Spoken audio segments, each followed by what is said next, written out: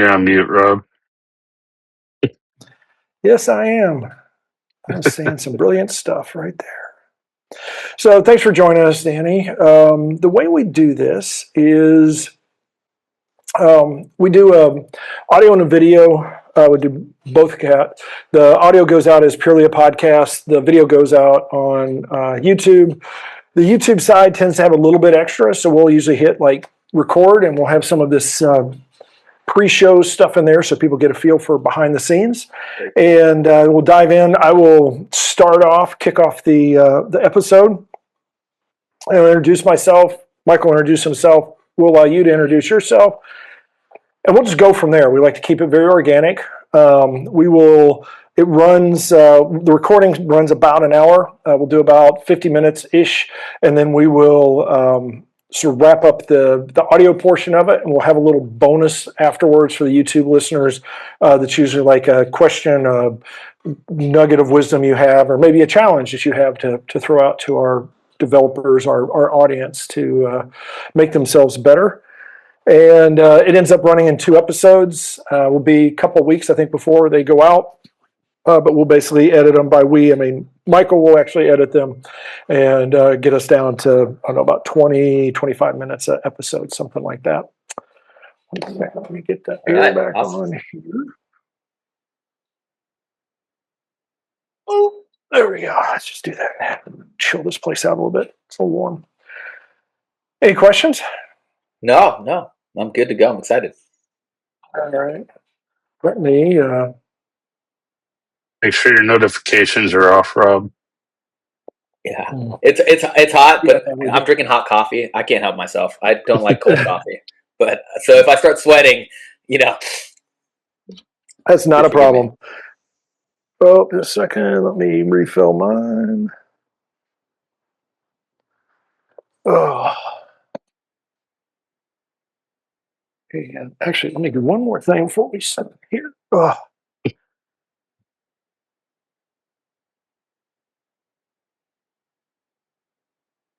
Michael, where are you at? I'm in Tennessee. So real heat. I'm in California. So we don't get terribly hot, but when it does, we're hitting like the low 90s right now. Yeah, we were under a heat advisory all weekend. Wasn't there like a heat dome somewhere over there? Yeah. It was miserable. And storms, apparently. So you got all the fun stuff. Actually, the storms went around us this time. That was the weird part. Oh, that was the rest of the guys. They got hit in Nashville and East Tennessee. They said it was rain and thunderstorms all weekend. No power outages, but fun times all around. All right, let's dive in. 3, 2, 1. Well, hello and welcome back. We are continuing season 20-something. Yes, lots and lots of 20-somethings, almost to 30. We're old enough to drink and everything else here at Developreneur. I don't even know what comes next. Old enough to get AARP, I guess, is next. But season 28, we are showing the cracks. Actually, we are, but more importantly, AI exposes the cracks in organizations. It shines a light, and sometimes there's a light where you really didn't want to see what was shown up by that light. But more importantly, this is the Developreneur podcast, also known as Building Better Developers. I happen to be Rob Broadhead, one of the founders of Developreneur, also the founder of RB Consulting, where we help you avoid expensive technology mistakes. Catch it right here. Before they happen. That is, yes, the best time to catch those expensive mistakes of any sort. Good thing and bad thing. Good thing is it has been quite the summer. It has been fun, had a lot of great trips, had a lot of good experiences, and you just can't do any better than that. Sometimes, you just get that summer rhythm going, and things are great. Bad thing. I guess a bad thing is, this is one of those that's almost good too, but bad thing is some of this is going to come to the end. I've got so much stuff to do that now, like, my playtime is over. My ability to flex and shift my schedule is just minimizing a little bit. So I don't have as much playtime, but that's okay. I'll take advantage of it where I can. Just like now, when I'm just going to hand this all off to Michael and let him introduce himself. Hey everyone, my name is Michael Malash. I'm one of the co-founders of Building Better Developers, also known as Develpreneur. I'm also the founder of Envision QA, where we Create reliable, tailored software that helps you work smarter, scale faster, and stay in control of your business. Good thing, bad thing. Well, in the pre-show, we kind of already touched on the bad thing. We were under a heat dome this weekend. It made life miserable. You did not want to go outside, and even being inside, you had to find get away from the light. It was just a miserable, warm weekend. Good thing though is got a lot of work done. Projects moving forward, and here we are again with another call. And yet another guest. And so we're going to just pass it right along. Danny, why don't you introduce yourself? Hey, y'all, great to be here. Thank you so much for having me. My name's Danny Carpio. I am a attorney by trade, an entrepreneur, and a builder. I am fundraising now for my third time for a AI native creator operating system. We build fine-tuned adapters for top 1% to 3% content creators through Very. I also just recently published a book, and I have been involved in fundraising on both sides for many years now. And so I'm really excited to be here. Good thing, bad thing, right? If that's what we're doing. Good thing. I'm here. I'm alive. I feel good. And we can't ask for anything other than opportunities to do that. So I'm feeling great right now, ready to start another week. Bad thing, I guess, is just the extension of a good thing. I have my family in town. I have an older brother who I don't get to see very often, and a younger brother who I also don't get to see very often. So they stay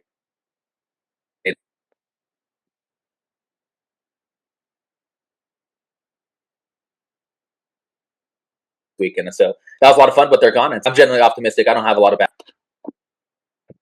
Well, that's a good way to go. Not a lot of bad things is better than a lot of bad things. I don't know, deep wisdom there at some point. Let's start off with both sides of the money raising thing, because I think this is something that a lot of people don't understand. They know they can barely spell VC or PE or some of those kinds of things, but they know that it's out there. They know that there's angel investors or the Shark Tank, or there's stuff like that. There's money out there to be had, supposedly, for businesses. They know that software businesses make obviously trillions and trillions of dollars. Let's start with what is the most common misconception about we'll call it the software money game, and you can pick it from either side.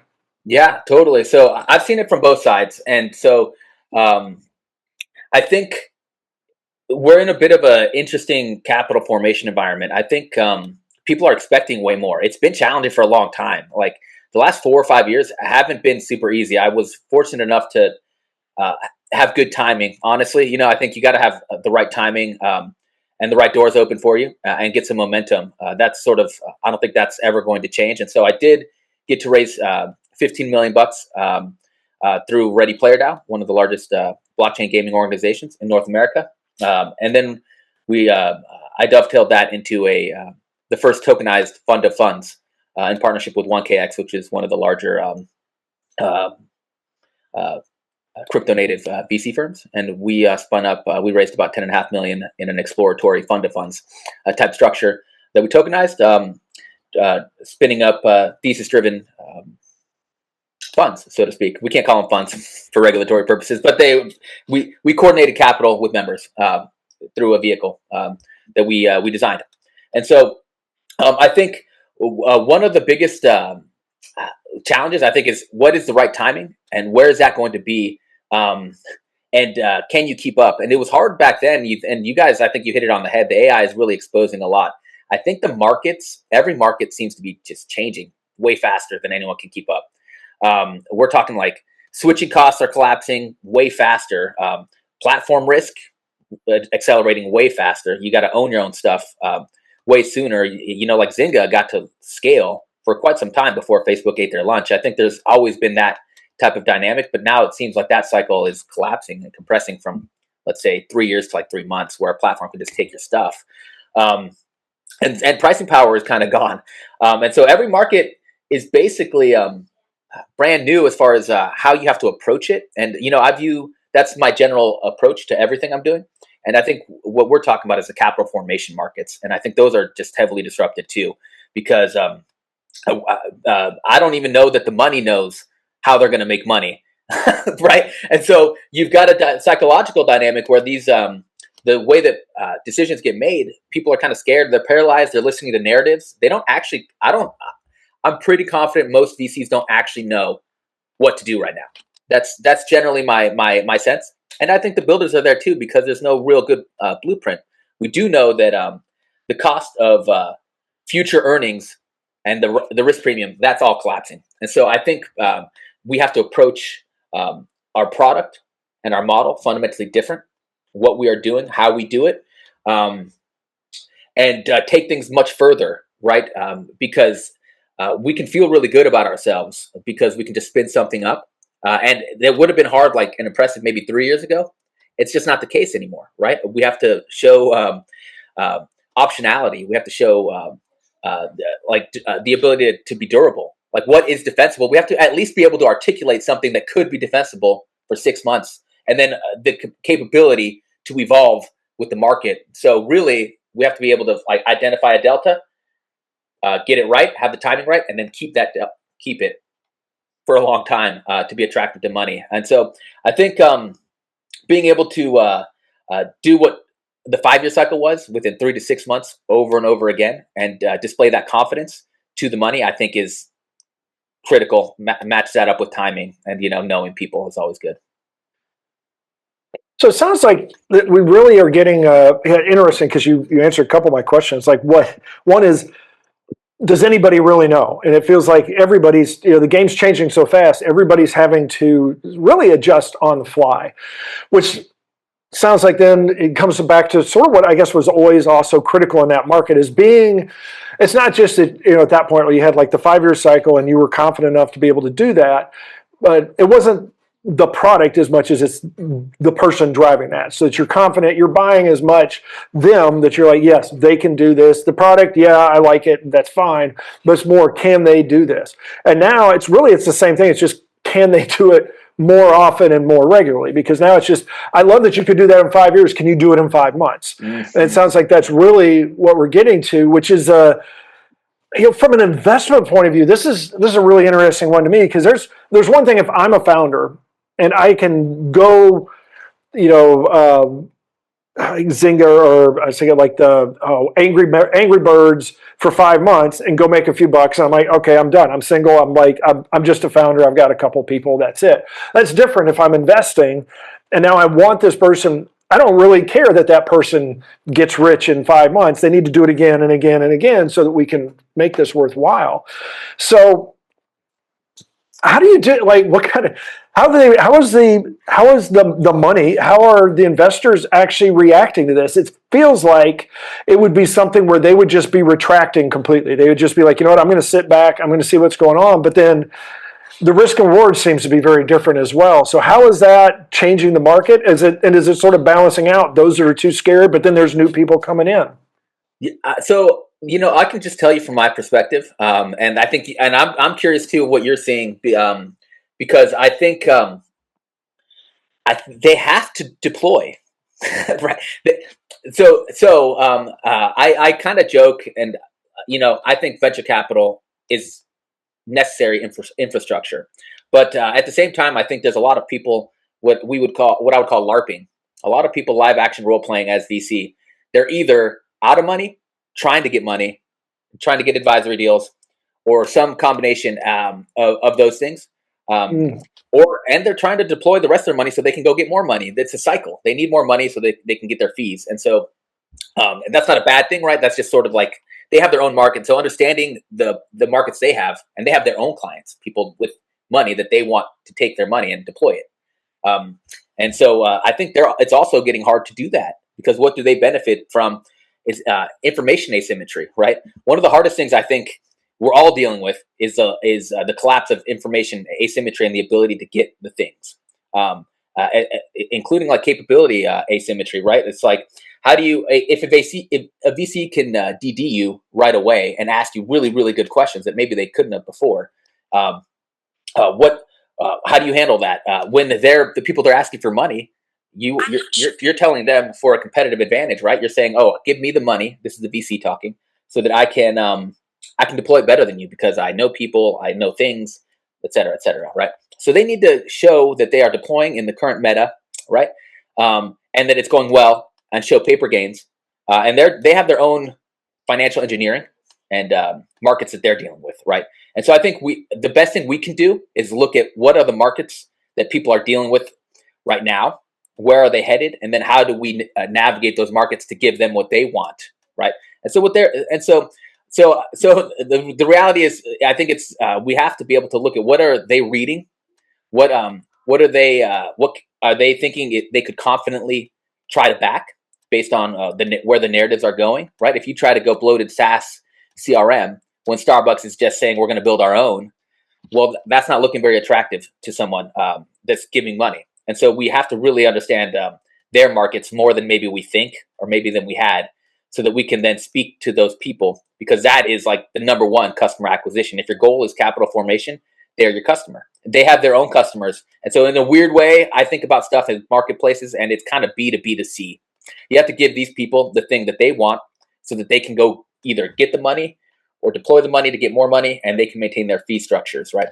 And so I think that is the number one thing. Is it's almost understand their narrative, understand your end acquisition target, which is venture capital, and what do they need, and how do you deliver that to them, you know? And I'll add something too, because you mentioned something at the top that most people don't think about, and I think it's underappreciated because I'm a thinker like that. I think prevention and preparation is key, right?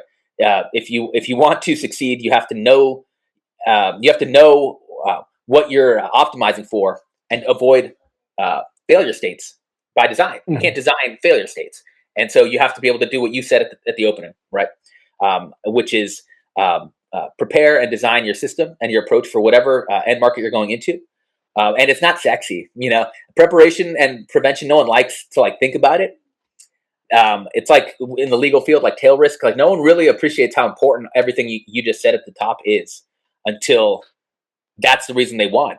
Right. So it's critical. And so in some ways we have to do what you just said at the top, but in that compressed cycle, we have to always have that feedback loop and just always be ready to fix the problem that got exposed. And then because new problems are being created upstream, and then we got to be able to have a very agile approach as well as infrastructure. Yeah, it's funny. It's like the old American football idea of the team that won the Super Bowl is because they started in the weight room, a year before. It's not sexy, it's not exciting, but it's laying the right groundwork. And it's interesting because you'd ask what I'm seeing as well, and it's like panic. It's like somebody yelled fire in a crowded theater. And so it's interesting that everybody's trying to figure out how to get out. But there are a few, which I think is always the case, there's a few that are keeping their head and they're, figuring stuff out and they're examining what the options are. And I think those are the ones that are going to win. I think there's an opportunity to do that, just as there was in cloud, as there was when the internet even started kicking off, and mobile. And we've had all of these examples, and they seem to come maybe a little more often. Maybe there was a 10-year and then a 7-year and a 5-year and a 3. And I have no idea. AI is changing stuff so fast. I think it is going to be a watershed. I think there are going to be whole. I would not be surprised if there's whole industries that disappear under this wash, and there's new ones that are going to pop right up. Obviously, job titles are all over the place, and it's really what I'm saying is fascinating, because it is on this side. It's all fake it till you make it. I see all these people that are claiming wild, incredible AI stuff that they've done, and they sat down on a chatbot for 5 minutes. There's all these certifications, which basically means that you've talked to a chatbot and you told it to, I don't know, write a paper or something like that. It's the gap between reality and marketing and hype is just insane right now. That's why to me, it's really fascinating from an investor point of view, because it's you're trying to pick winners when it's you don't even know where the horses got out of the gate, but you don't know where the finish line is. You don't know how many laps they're doing. You don't know anything about it. You're trying to guess. I guess maybe you just scatter it, or do a scattershot approach or something. But the other thing with this is how have these conversations changed between capitalists and those that are bringing capital in, and those that are builders, now that the building is becoming less of a thing. Like building is becoming, in a lot of cases, I think people are seeing is like, oh, that doesn't take any time at all. That doesn't take as much skill because AI can take a lot of that out. And I know it's, again, there's a lot of hype, but there is a lot of truth to it as well. It's really shrinking, like you said, those product cycles. I can go in, a couple of months and whip out something that is maybe not as good, but can compete with something that's a market leader. So how do those conversations go? Is everybody a little more tense? Is everybody a little more like playing it a little closer to the vest, or how do those work out? Oh man, look. So what I think, we're just in a really volatile, like permanently volatile. I don't think we've never really seen anything like this, where I don't think it's going to go back to less volatility. I think it's just increasingly accelerating, and so I think paralysis by analysis is what I'm seeing with certain people being able to like break through. And I think what we really need is like a constant dose of humility ourselves. Like I think from our perspective, what can we actually control is our approach to a very noisy environment, and really understanding that the assumptions that we have about how things should be based on past. Based on the past is lower than it's ever been. So the predictive value of prior information and of prior approaches, I think, is collapsing too, which is very challenging. I think within that, and this is why I'm not, look, I don't want to get off on a like patriotism component. I love the country. That's why the United States will win. That's what we're good at. Is when things are the most challenging, our market surfaces the people that grind harder and connect dots that no one else can. We have done that historically. So I think we can do it, and we will do it, and it will be done here. But it doesn't mean it's easy. It's incredibly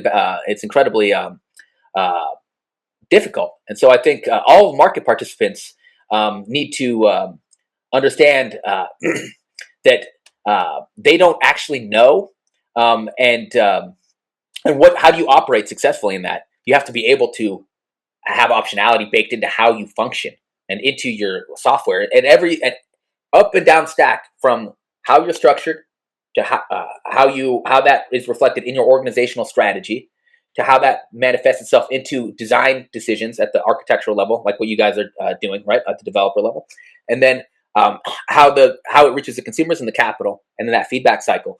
We have to be able to just navigate that, knowing that it's all going to change. I think one thing. And the reason I mentioned the humility is because I think I've seen this, like, and you mentioned the hype, is not everything needs to be AI. We've had automation for a long time. A lot of the stuff does not need to be an agent. Most of it. A lot of, like, I saw this in crypto, and I'm seeing it now. I've seen it every time. What are you even doing? I think most people don't even, you ask someone, what does it do? And why are you doing it? And I think most founders and dev teams don't actually know. They just like building stuff.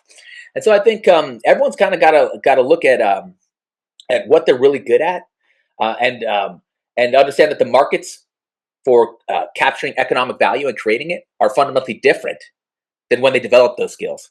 Right? That includes venture capital, coordinating capital, and that includes us on the builder side, and everyone in between. The markets for how we interact with each other, and then how that combines into creating economic value that we all capture in some way, are fundamentally different. And so I think we got to have a real large dose of humility on the regular, and also not just go AI everything. A lot of stuff is downstream, how you do stuff so that you can be you can actually build the right things. It's almost a filtering exercise in a lot of ways. We have to be really diligent about what we chase, what we don't chase. You mentioned it a bit earlier, right? Is how many people just want to go use the latest model, burn an entire weekend, $3,000, and what'd you do? Okay, so you built something cool, like that's a novelty, but like that's not anything. What did you actually do? And so I think a lot of us are going to replace doom scrolling, procrastination, stuff that we know we're procrastinating, with stuff that looks productive. And that might be the biggest risk we have to manage. It's looking productive without having the right feedback loop cycles that are much tighter and faster, because it can. I'll tell you, my brother, that one of the biggest things that I'm anxious about is, am I even doing the right thing? Because at any time you could be, and then you couldn't very fast. So I don't know. I'm curious, and I love these conversations, and I don't get to talk to a lot of folks like you. So this is a feedback loop for me too. I'm curious what you think about what I said, or what do you think? It's interesting because, we've talked about the imposter syndrome before, and AI is really exposing that more and more because not everyone knows AI. Every model changes like every other week lately, it seems. And then it's like, well, where are we from week to week? When it comes to the venture capital stuff, though, historically, if you go back to the late 90s, early 2000s, before the dot-com bubble, a lot of those, like money was being thrown at tech all over the place. Here we are in like the AI boom. Things are moving very fast, but one of the things I'm not seeing, you hear all these stories where it's like, oh, this teenager is making money. They're getting this venture capital. They're getting this, but you're not hearing a lot of these smaller businesses, consultants growing their businesses, building up. They don't know how to tap into some of this venture capital. They don't. They're like, how do I present to someone in this ever changing market? And I guess my question is, first, do you see what are the comparisons you see between the dot-com bubble and now with AI? And then two, how do you see venture capital from a business, like a entrepreneur's perspective? How can they stand out in this ever-changing market? It's like someone else could build the app tomorrow. Like we're in the age of cloning, where like apps can be cloned very quickly with the current technology. How do you see that? How can you see developers getting capital in this type of volatility? Yeah, I think we're going to see a similar amount of value destruction as the dot-com boom from a venture perspective. I think, and that's because, like I said, they have to deploy. They have to look like they're doing, even if right now is not the answer. It's all a bootstrapping exercise, right? And so we got to get to the thing that actually is the thing, right? And so I think we're going to see a ton of value destruction and value creation. And whether that accrues to the people deploying the venture right now or not, I would suggest the vast majority of them are not going to make it at all. And so, and because of a lot of the stuff we've been talking about, especially what you mentioned, I think what's really prudent for all of us, right, is to take a step back and what are the assumptions that even underpin our approach to everything that we're doing. And I think, what was the role of venture capital? Like, why does it exist? What is its role in your capital stack? Like, do you even need it? I am positing that you do not absolutely need it. In fact, now that doesn't mean that it's not going to be helpful at a certain point. We're going to fundraise, and it's an accelerant, and we are ready to be accelerated because we are bottlenecked.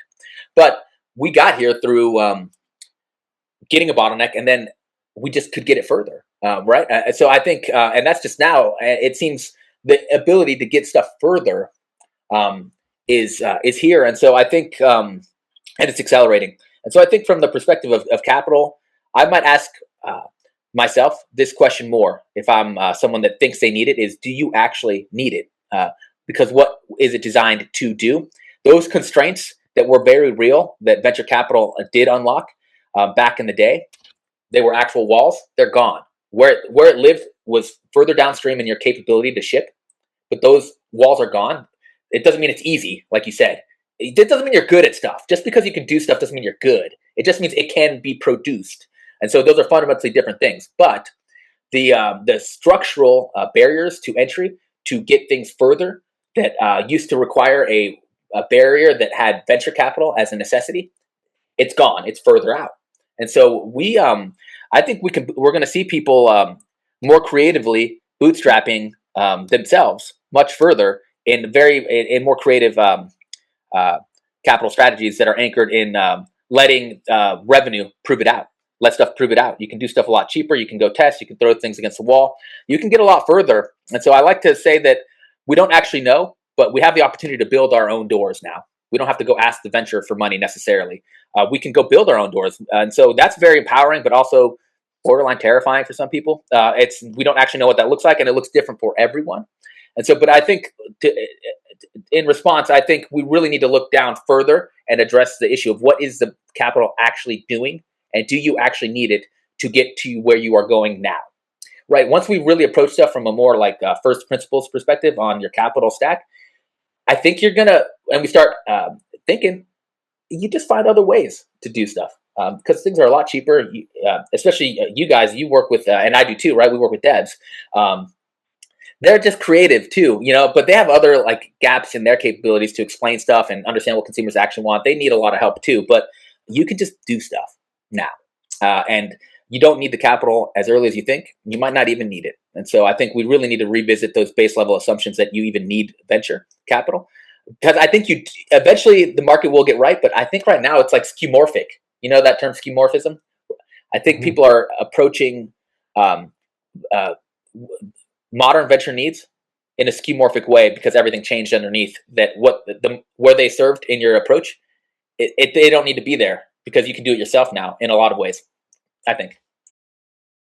And that is where we're going to pause. But don't pause too soon because we hit it like we're going to hit the ground running. It is, this is one of those that we blew right through our time limits and all that kind of stuff. The guardrails have been blown up. The governance is gone. AI is hallucinating and all that kind of bad stuff. Actually, no, it's great stuff because this was a good conversation. There's a lot of very valuable stuff that Danny touches on and a lot of core concepts that I think everybody needs to know and embrace, especially in this topsy-turvy AI world. It's the whole, I don't remember what movie, but it's one of those where it's like, if you want to know who the badasses are when it hits the fan and everybody's panicking and you see somebody just standing still and taking stock, those are the people that you want to be close to. And that's the way it is in this business world as well. Right now, if you're panicking and like AI, if you're doing that, it's not helping anything. You need to be calm. You need to think about what problem you're solving, your why, what's the solution. All the stuff we've been talking to all the way back since like episode 2, probably. I'll have to track that back sometime, the timeline of those things. That being said, this has gone on way too long, so we're going to let you get back. Appreciate your time and your investment so much into us in this episode and yourselves. This is one of those I think is definitely going to be worth it. You will get some serious ROI listening to this in the next episode. Until then, go out there and have yourself a great day, a great week, and we will talk to you next time.